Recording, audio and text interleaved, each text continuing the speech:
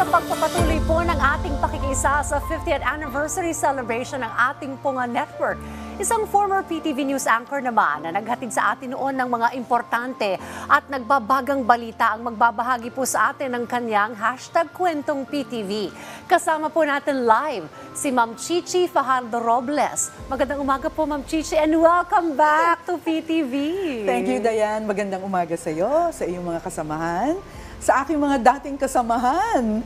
At sa inyo pong lahat na nanonood ng programang ito, good morning! Good morning po sa inyo. I wanna know, ano po ang pakiramdam na bumalik po ulit kayo dito sa PTV? Ano po ang inyong napansin? Overwhelmed. Okay. That's how I would describe it. Pagpasok ko pa lang ng lobby, wow, bumalik lahat ng mga magagandang alaala. So, una sa lahat, nagpapasalamat po ako na naanyayahan ako dito at bumamati ako sa inyong lahat ng mga taga-Channel 4 at mga followers ng Channel 4. Happy 50th! Happy golden anniversary to us! Yay! Bahagi po kayo na, Ma'am Chichi. Alright, ano po ba yung inyong #kwentong PTV? Paano po kayo nagsimula dito po sa government network, ma'am? Okay, una-una maraming kwento, pero to answer your question, galing ako ng isa pang himpilan. Okay. Nagtapos ako ng aking scholarship program sa Amerika, sa Fulbright. Oh, wow. Pagbalik ko, merong isang bagong network na mag-o-open. So sabi ko, oy, ang ganda yatang i-resume kayong career ko with that new network. Kasi galing ako ng IBC Channel 13. Okay. Nagstay ako dyan sa bagong network for a couple of years. Pero nainip ako, hindi lang ako happy mag-newscast. Hinahanap-hanap ko yung public affairs. Alright. Hosting interview programs, discussion, doing investigative programs. Okay. At nakita ko ang programming ng Channel 4. Sabi ko, wow, ito yung gusto kong gawin. At that time, nabalitaan ko na pinaplano na nila yung gagawing coverage para sa centennial celebration no, ng bansa natin. And sabi ko, wow, historic moment. Gusto kong makasama doon. So sumulat ako sa general manager noon, Mr. Rami Diaz. At sinabi ko na gusto ko pong sumali. Nakakatuwa talagang you wrote a letter to the Right. GM. Okay. And tinawag niya ako for a short chat. And then sabi niya, you're most welcome. And then before I knew it, ayun, naging bahagi na ako ng PTV.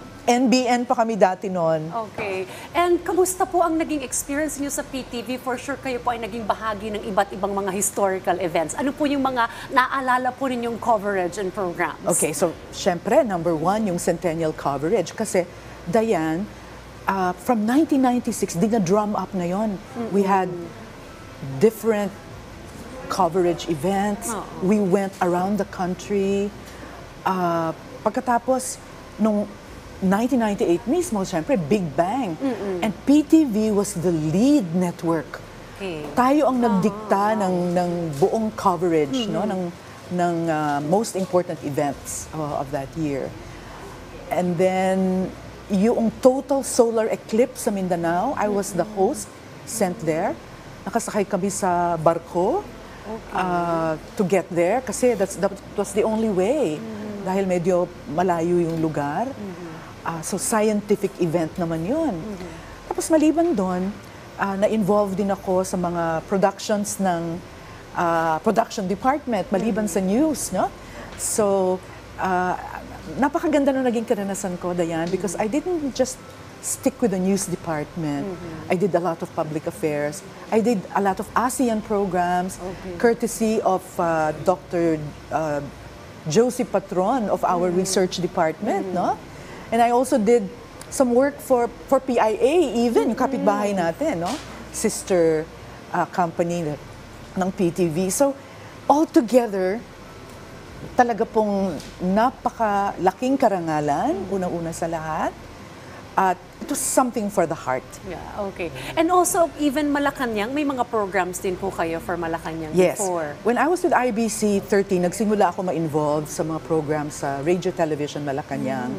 But I took a break nung pumunta ako sa Amerika para mag-aral. Pagbalik ko, di-resume ko yun. But it became even more meaningful nung napunta ako sa PTV. Kasi talagang you became known for being from the government network and then you were doing programs for Malacanang. Eh lahat naman yan, di ba? nagtutulungan yan eh. RTVM, tayo, and all the other agencies under the government. But you know, Diane, ito sasabihin ko to, and I hope my old friends and colleagues in PTV are listening. Grabe yung pride ko. Kasi, you know what's unique about PTV? Yung mga naging executives, naging managers, naging top administrators ng lahat, I'm saying, lahat ng commercial networks trained sa PTV. Wow. If you still don't know that, mga kapanalig, tinawag ko na kayo, parang Radio Veritas, mga ka-PTV, talaga pong yon, pinagmamalaki ko yon. Kasi ang dami kong nakilala from different networks. Uy, kaibigan ko si ganito, nagkasama kami dyan dati sa NMPC, yung mga panahon ni na Secretary Greg Sendanya during the Marcos years. In other words, hindi lang tayo talaga network, naging training ground tayo ng maraming broadcasters like us at maraming mga technical people at yung mga production people at na naging mga managers ng iba't ibang networks. I can rattle off names but we don't have time. So, kayo po, bahagi na din kayo ng 50th kahit na nasa ibang mga networks kayo. Nakakatuwa yung kwento ninyo, Ma'am Chichi. Mas nakaka-proud lalo na part ka nitong PTV at ngayon nga nagsa-celebrate tayo ng 50 years. But I wanna know, how is it working with the people here sa PTV nung inyo pong panahon? Kamusta po? We felt attended to. Siguro you can say, trabaho naman nilang asistihan tayo, tulungan tayo, di ba? But we felt loved. Kasi they will really go out of their way to help our production assistants, lalo na pagka merong out-of-town coverage. Eh di syempre, bibili sila ng pagkain for you, kukuha sila ng magandang lodging for you, for your overnight stay. Makikita mo how they really prioritize your needs. At sa akin, kaya dapat lang tawagin tayong People's Television Network kasi people-oriented tayo and we really care about people. So, yun ang mga natutunan ko, and being exposed to that really made me grow as a professional and as a person. Talking about that, growing as a person and professional, ano po yung iba pa pong mga lessons na natutunan po ninyo dito po sa PTV na maaari nyo rin pong ibahagi po sa amin ng mga younger journalists? Gladly. Po sa industriyang ito. Number one, humility. Humility, meaning yung mga naging kaibigan mo from the time you started, bitbitin mo sila, sama-sama kayo. Up to this day, yung mga matatalik na kaibigan ko, sila yung mga production assistants ko. Nung unang-unang sumabak ako sa television, broadcast city days pa, we're still in touch up to now. Dahil ito po yung magbibigay sa inyo ng paalaala na hindi tayo dapat magmalaki. Lahat ng oportunidad na dumadating, ipagpasalamat natin, at saka tulungan natin yung ibang mga bago sa industriya, yung mga bagong kasama natin, younger ones, to also grow and to also learn. In other words, it's never really a one-man job. You have to work with a team. You have to work with the people around you. That will give you the greatest fulfillment.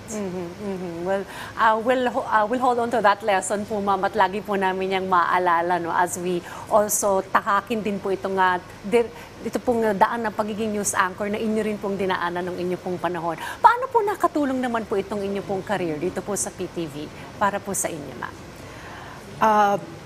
Because galing na ako sa ibang mga networks, I guess yung skills nadagdagan pa all the more. Kasi mas maraming live coverage, mas maraming out-of-town engagements, mas maraming iba't ibang klase ng public affairs programs, at iba't ibang taong nakahalubilo.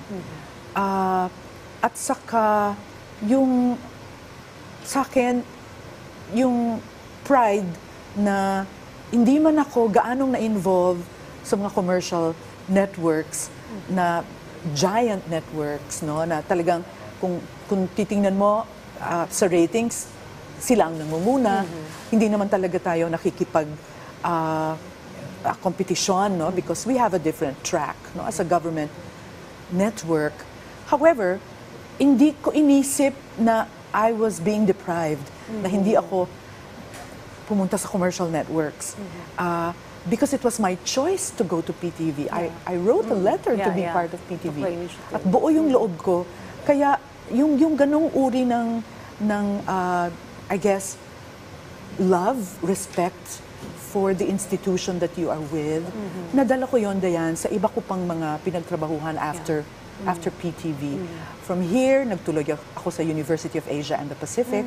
Naging corporate communications director ako doon for several years. And now, I'm in Radio Veritas. Sorry po ha, natawag ko kayong kapanalig. So, kung saan kasama ko si Miss Angelique Lazo. Yes, nandun din po si Mama Angelique Lazo. And I also understand, kayo po ay professor din po, ano, ng communication. Kasabay po ng aking broadcast career when I began way back when, ako po yung nagtuturo sa iba't ibang mga paaralan. St. Paul, Quezon City, St. Scholastica, then eventually sa UP, sa Ateneo, at maging sa FEU, naging consultant din po ako dyan. Kasi po ako ay guro, no, ng komunikasyon, journalism at broadcasting. Wow. Well, I must say congratulations din po sa inyo pong naging journey dito sa PTV and also to your career, ma'am, ngayon. At kami po, iniidolo po namin kayo. Wow, salamat. Ang mga nauna po sa amin dito po sa PTV. And happy 50 years po ulit sa atin. Baka po makahingi ulit kami ng inyo pong mensahe sa inyo pong mga nakasama dito at sa amin na rin pong bahagi rin po ngayon ng Government Network. Ano po ang inyo pong message for our golden anniversary ngayon sa PTV? Okay, happy golden anniversary to PTV4 from the management all the way to the staff and the other employees. Pati na po yung mga alumni ng PTV na wala na dito ngayon, nag-retire na. Maraming salamat po sa pagtanggap nyo sa akin nung unang sumali ako sa PTV at sa lahat po ng mga magagandang oportunidad at alaala. Bahagi na po kayo ng buhay ko.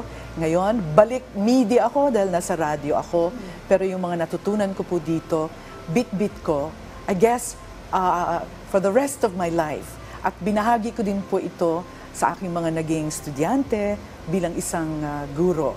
So all the best, more power, and God bless you, PTV. At yan po ang kwentong PTV ni Ma'am Chichi. Salamat po, Ma'am Chichi Fajardo Robles, former PTV News Anchor. Saludo po kami sa inyo. Salamat po. At happy 50 years po ulit sa atin sa PTV family.